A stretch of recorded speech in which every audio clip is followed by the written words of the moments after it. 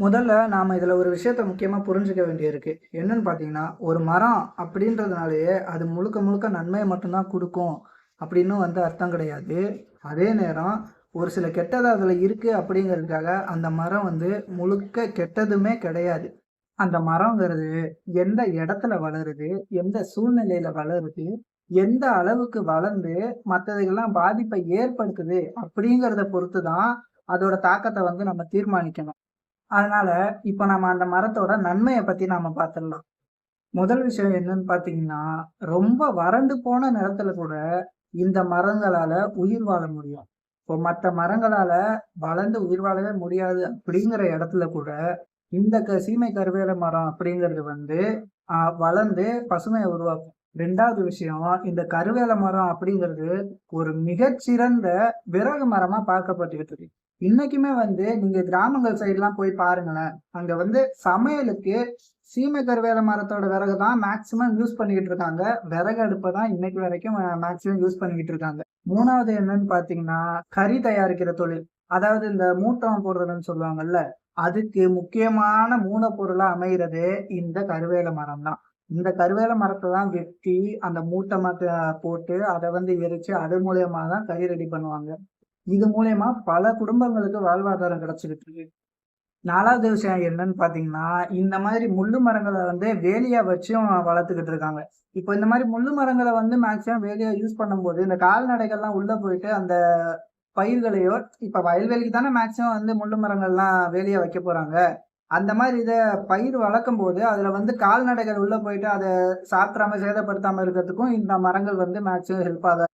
5வது ரொம்ப முக்கியமான விஷயம் என்ன அப்படின்னு பார்த்தீங்கன்னா, இந்த காத்தால மண்ணரிப்பு ஏற்படுற விஷயம்னு ஒண்ணு இருக்குல்ல. அந்த மாரி நெறைய இடங்கள்ல இந்த கருவேல மரங்கள் தான் ஒரு புதர் மாதிரி அது மேக்ஸிமம் வளர்றதுனால, இந்த மரங்கள் தான் மண்ணரிப்பு ஏற்படுறத தடுக்கிறதுக்கு ஒரு ஆரம்ப கட்ட பாதுகாப்பாவே இது இருக்கு.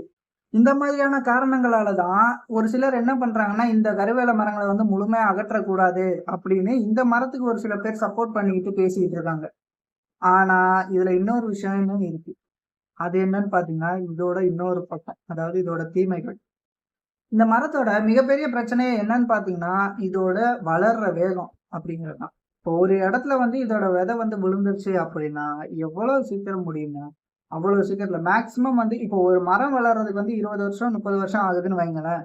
இந்த கருவேல மரம் அப்படிங்கிறது ஒரு விதை சும்மா நீங்க பராமரிக்காம விட்ற அந்த வயல் இருக்குல்ல, அந்த வயல்ல ஒரு விதை விழுந்துருச்சு அப்படின்னா, நீங்க 1 வருஷம் கழிச்சு போய் பார்த்தீங்கன்னா, அந்த ஒட்டுமொத்த வயலையுமே இந்த கருவேல மரங்கள் தான் சூழ்ந்திருக்கும். இதனால என்ன நடக்குதுன்னு பார்த்தீங்கன்னா, அந்த இடத்துல ரொம்ப நாளா இருக்கக்கூடிய அந்த நாட்டு மரங்கள்லாம் இருக்குல்ல, அது சின்ன சின்ன செடிங்க, புதரு இதெல்லாம் இந்த மரத்து கூட ஒரு போட்டி மாதிரி நடக்கும். ஏன்னா, இது வளர்ற வேகத்துக்கும், இந்த செடிங்க வளர்ற வேகத்துக்குமே டிராஸ்டிக்கா வித்தியாசம் இருக்குல்ல. ஸோ, இது 2த்துக்குமான போட்டியுமே அளவுக்கு அதிகமா இருக்கும். ஆனா, கடைசியில என்ன நடக்கும்னு பார்த்தீங்கன்னா, அந்த இடத்துல கருவேல மரம் மட்டும் தான் நிக்கும். மத்த எந்த செடியுமே, மரமுமே வளர்ந்திருக்காது. அதுதான் உண்மை. இது உயிரின பன்மைய குறைக்கக்கூடிய ஒரு காரணமாவுமே இருக்கு.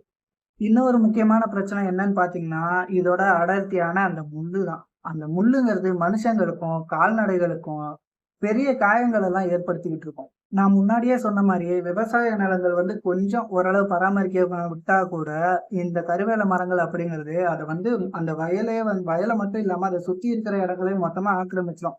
அத மறுபடியுமே விவசாயத்துக்கு ஏத்த மாரி கொண்டு வர்றதுக்கு அதிக செலவும் தேவைப்படும். அதிக ஆட்களோட உழைப்பும் தேவைப்படும்.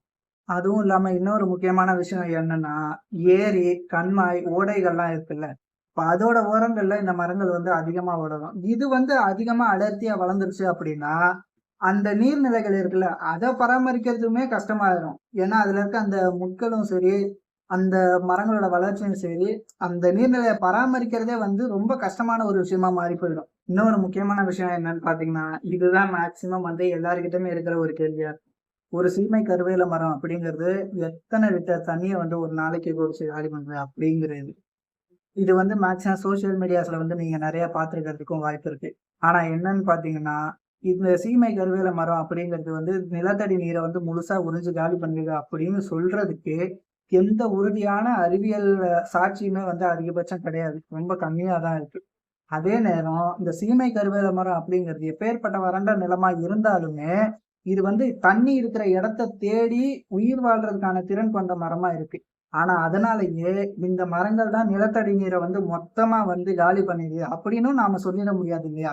இப்ப வறட்சி ஏற்படுறதுக்கு அப்படின்னு பாத்தீங்கன்னா, இப்ப மழை பெய்யறது கம்மியாகுறதுக்கு நகரமயமாக்கல் இது முக்கியமான விஷயமா இருக்கு. 2வது விஷயம் என்னன்னு பாத்தீங்கன்னா, நிலத்தடி நீரை வந்து அதிகமா வந்து மனுஷங்களே எடுத்து காலி பண்றது அந்த மாதிரியும் இருக்கு. நிறைய நீர்நிலைகள் ஆக்கிரமிப்பு இந்த மாதிரியான காரணங்களுமே இருக்குல்ல. சோ இதனால வந்து அந்த கருவேல மரங்கள மட்டுமே வந்து ஒரு குற்றவாளியாவும் நம்ம பார்க்க முடியாதுல்ல. ஆனா அதே நேரம் இந்த கருவேல மரங்கிறது நீர்நிலைகளையும், விவசாய நிலங்களையும் வந்து ஆக்கிரமிச்சு நிறைய பாதிப்பை ஏற்படுத்தக்கூடியதுதான். இதையும் வந்து யாராலயும் மறுக்க முடியாது. அப்படின்னா, ஏன் தமிழ்நாட்டுல பல இடங்கள்ல வந்து இந்த கருவேல மரத்த நீக்கிறதுக்கான பணிகள்லாம் நடந்துச்சு? இப்ப கோர்ட்டும், கவர்மெண்ட்டும் இத பத்தி என்ன ஆக்ஷன் எடுத்தாங்க? என்ன சொன்னாங்க? இருக்கிற எல்லா கருவேல மரத்தையுமே அழிக்கணுமா? இல்ல இந்த சீமை கருவேல மரத்தோட வளர்ச்சிய மட்டும் நாம கட்டுப்படுத்தணுமா? இந்த எல்லா கேள்விக்குமே பதில நாம வந்து அடுத்த வீடியோல பார்க்கலாம்.